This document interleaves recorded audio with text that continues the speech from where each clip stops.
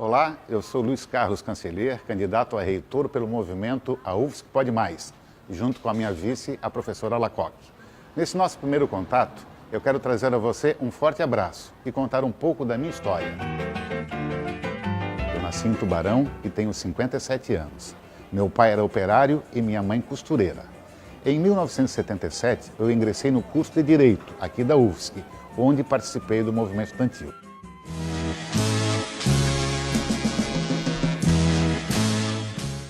Eu precisei me ausentar do curso e comecei a trabalhar como jornalista, enfrentando os tempos difíceis da ditadura militar. Tive orgulho em participar ativamente da campanha pela anistia, de apoiar as diretas já, a libertação dos presos políticos, a eleição de Tancredo Neves, a Assembleia Nacional Constituinte e o movimento Fora Collor. O tempo passou e em 1996 pude realizar o sonho de retornar aos meus estudos para seguir a antiga vocação. Concluí o curso de Direito aqui na nossa universidade, fiz o mestrado e o doutorado. Hoje sou professor e diretor do Centro de Ciências Jurídicas. Também sou autor de livros e artigos especializados.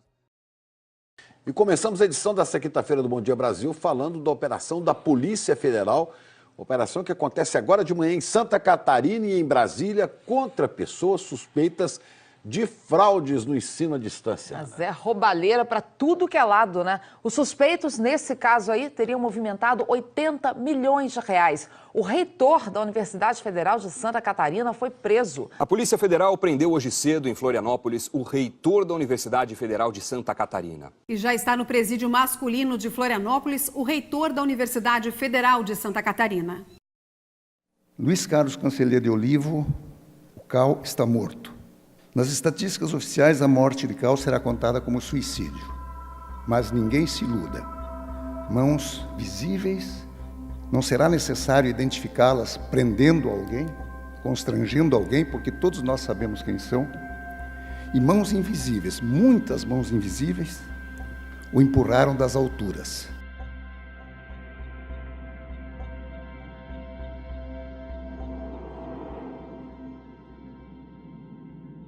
É um exílio, estou na cidade, eu moro a 3 metros da universidade. Eu saio de casa, estou dentro da universidade. Eu não posso entrar na casa em que eu convivo desde 1977.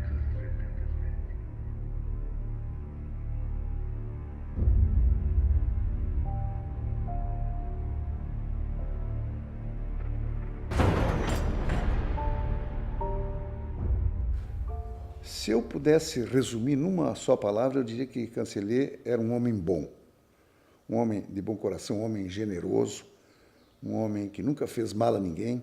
Cal era uma pessoa cordata, pacifista, conciliadora. Eu tinha um apartamento modesto, morava ao lado da universidade, vivia mais dentro da universidade, no campus, do que no próprio apartamento da sua residência. Um homem que acreditava, às vezes, piamente, às vezes quase ingenuamente, na boa índole das outras pessoas. Um jeito humilde, atencioso, que cativava quem com ele convivia. O professor Canceller fazia questão de atender todos de maneira igual, sem distinção. O Cal, um homem de bem, e ele foi injustiçado. Por isso, Santa Catarina assumiu o seu lado, por tudo que ele representou e pela injustiça cometida. Canceller era uma alma cidadã e Canceller era sal da terra. Tem dias que a gente se sente como quem partiu ou morreu. A gente estancou de repente ou foi o mundo então que cresceu? A gente quer ter voz ativa para nosso destino mandar. Mas eis que chega a roda viva e carrega o destino para lá.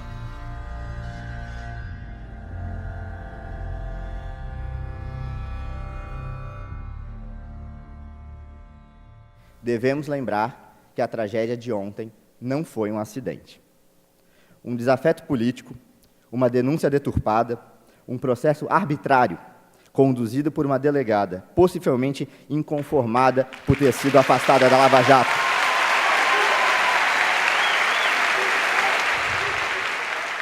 Uma decisão inconsequente da juíza da Primeira Vara Federal de Florianópolis mudou, do dia para a noite, a vida do reitor Luiz Carlos Cancellier. Depoimentos que o absolviam foram ignorados. Provas foram colhidas sem qualquer contraditório. Uma prisão duramente criticada por toda a comunidade jurídica catarinense. Uma decisão assinada no conforto de um gabinete que transformou a história da nossa universidade.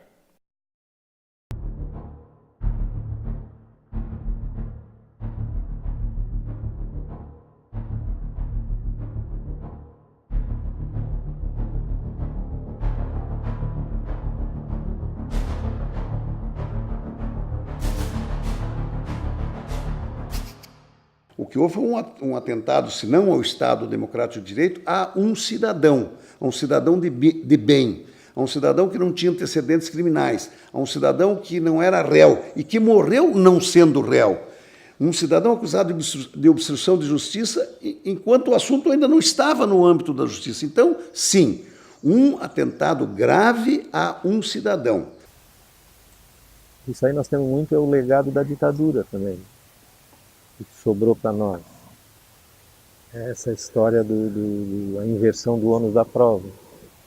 E o que mais impressiona, que não havendo assim fatos a imputar, né, foi como a notícia chegou, né, assim, de uma forma bombástica, e que ele não teria vida suficiente para ficar desmentindo o impacto que causou uma notícia dessa, uma notícia que não tinha base, né? Eu acordei, estava vendo o noticiário pela manhã, e nós todos sabemos que esses tipos de investigação são sigilosas, e às 6h30 da manhã já estava estampado, né, a foto dele nos noticiários, inclusive filmagens externas da universidade com a Polícia Federal entrando na universidade. Nos causou uma estranheza muito grande, né, porque esse tipo de operação, sendo sigilosa, não poderia ter essas filmagens. Isso, inclusive, pode configurar crime de abuso de autoridade. Lembro que nem na época da ditadura reitor foi preso. Muito menos com essa forma de prisão. Na primeira noite, eles se aproximam e roubam uma flor do nosso jardim. E não dizemos nada.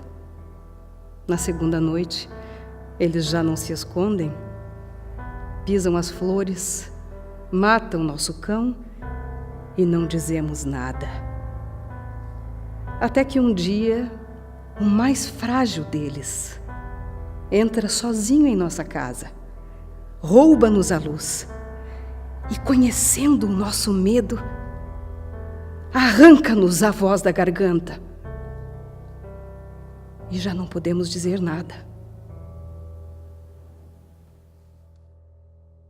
Toda a operação da Polícia Federal, do Ministério Público, da Justiça contra a Corrupção deve ser bem-vinda, em tese, mas a partir do momento que o Estado está na mão dessa gente, desse Ministério Público, com esse veso da Lava Jato, com o Judiciário intimidado, com a mídia em cima deles, e eles querendo aparecer nesse quadro, qualquer delegadinho, qualquer juizeco, qualquer promotorzinho do Ministério Público que tem alguma coisa contra o Juquinha, pode falar à vontade que eles vão amplificar, que a mídia vai amplificar. Então essa gente vem solta, eles estão trabalhando solto nisso, num país sabe, aquele clássico, né? Fosse na Suécia, essa gente ia para a cadeia.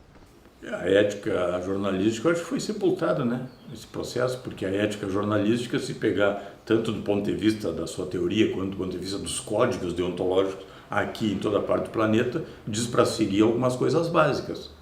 Ter cuidado e respeito com as fontes, ouvir, apurar rigorosamente os fatos antes de divulgá-los, ouvir pessoas com posições diferentes, ter determinados cuidados, respeitar a privacidade do cidadão. Episódio que culminou com a desnecessária e injusta prisão do reitor Luiz Carlos Cancellier de Olivo teve uma divulgação absolutamente equivocada por alguns setores da imprensa, estadual e nacional. Durante a entrevista coletiva concedida pelos delegados da Polícia Federal, incluindo o superintendente estadual de Santa Catarina, ficou absolutamente claro, que não havia nenhum tipo de acusação na investigação que se fazia em relação a desvio de recursos por parte do reitor. Tem uma coisa fundamental de ser entendido. A manchete, reitor é preso por desvio de 80 milhões, não é uma manchete da imprensa. É um release de algum setor que chegou plantado na mesma hora e no mesmo tempo no mundo inteiro. O outro aspecto é que a mídia tem legitimado a atuação da Polícia Federal como se ela fosse uma atuação sagrada, como se isso fizesse muito bem para o país. Seria se ela fizesse isso em relação a todos e se tivesse presunção de inocência como respeitada. Então, a informação dada de maneira bastante enfática pela própria delegada Érica Marena, que conduziu esse inquérito, é de que contra o reitor Luiz Carlos Cancellier de Olivo não havia a mínima acusação à questão de desvio de recursos. Era só questão de tentativa, suposta, né, tentativa de obstrução de justiça. Bom, eu tendo essas informações comigo, acompanhei o noticiário da imprensa estadual e da imprensa nacional.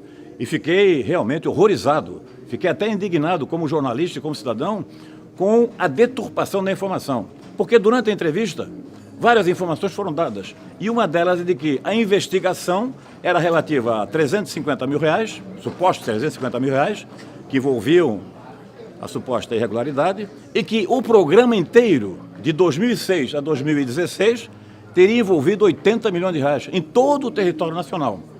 E aí, a notícia que eu vi vinculada por Rede Nacional de Televisão é de que o reitor tinha sido preso por suposta acusação de desvio de 80 milhões de reais. Notícia antiética e absolutamente mentirosa. E o pior, esta informação foi repetida à exaustão. Mas ele aparece, né, nas matérias como ele sendo o mentor de tudo, né? A foto principal era dele. Aquele comentário de Chico Pinheiro com uma mulher que senta com ele na mesa, os dois o que disseram? Falaram em roubalheira, foi muita roubalheira lá quando veio o release, porque eles também viram o primeiro release da manhã. Só depois é que começou uma reação. E levou dias, porque o reitor levou 18 dias para se matar. Então, nesse primeiro momento e durante todo o episódio, enquanto ele esteve vivo, foi só laço nele, a mídia só batendo nele. Para o público que está em casa, fica como uma verdade quase definitiva. Então esse é um erro básico da imprensa, que é o princípio da desconfiança. Faltou a desconfiança, faltou aquilo que é da essência da reportagem do jornalismo. Fazer as perguntas que não querem calar para chegar àquilo que é mais próximo do relato verossímil. E com tudo que aconteceu pela mídia, pelo julgamento público que foi dado, ele viu a vida dele no poço, né? Jogada aos abutres. Se você é neutro em situações de injustiça, você escolheu o lado do opressor. O problema é que a gente criou uma casta. O judiciário hoje é uma casta. E as pessoas não querem enxergar isso. Nós vivemos um momento de muitas dúvidas, em que as autoridades que não têm oportunidade de conhecer a vida, porque não têm idade para isso, que apenas o estudo dos livros os leva a cargos extremamente significativos de fiscalização e de oportunizando as injustiças que cometem. Em nome da liberdade de julgar, neofascistas humilham, destroem, matam.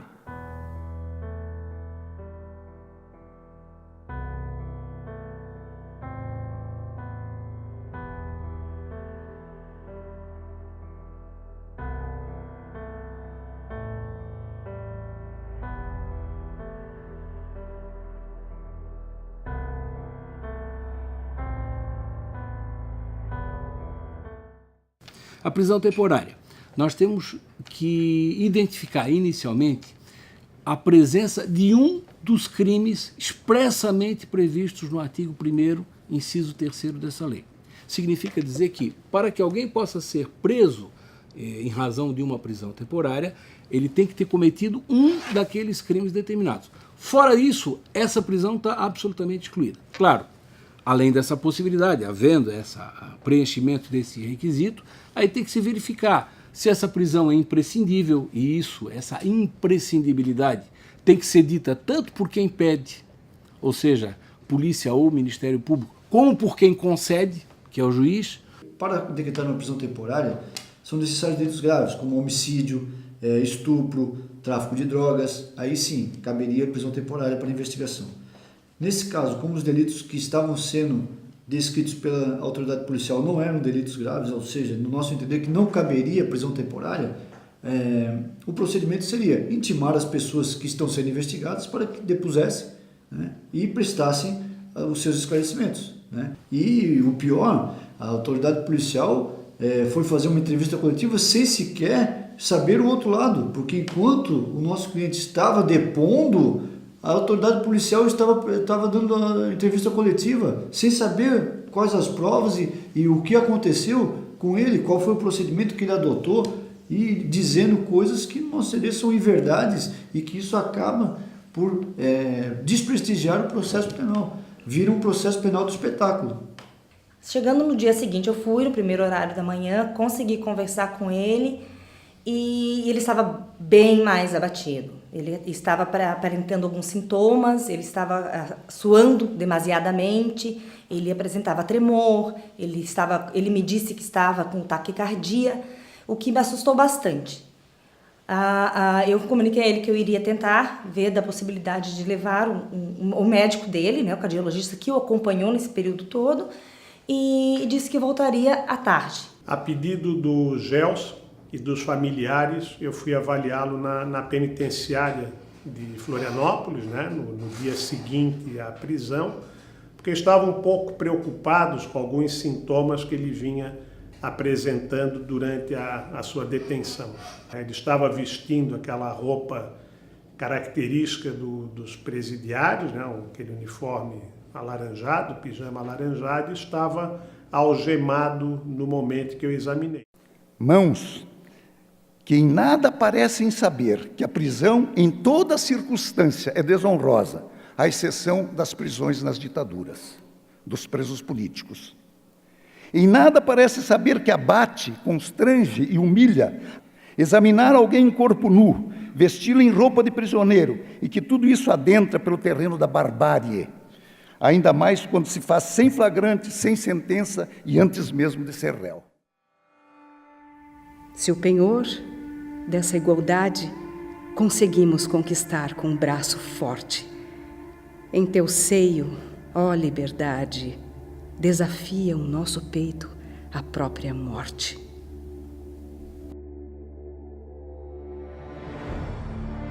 O homem do diálogo foi preso sem antes poder falar. Entretanto, Cancellier não voltaria pela porta dos fundos. Ontem, Cancellier retornou para a Universidade Federal de Santa Catarina pela porta da frente, sem ordem judicial, carregado nos braços dos seus alunos, colegas, amigos e familiares.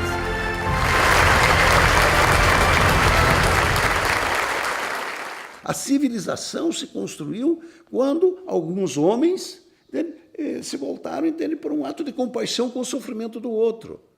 Quer dizer, é assim que foi Mandela, é assim que foi Martin Luther King, é assim que foi Gandhi.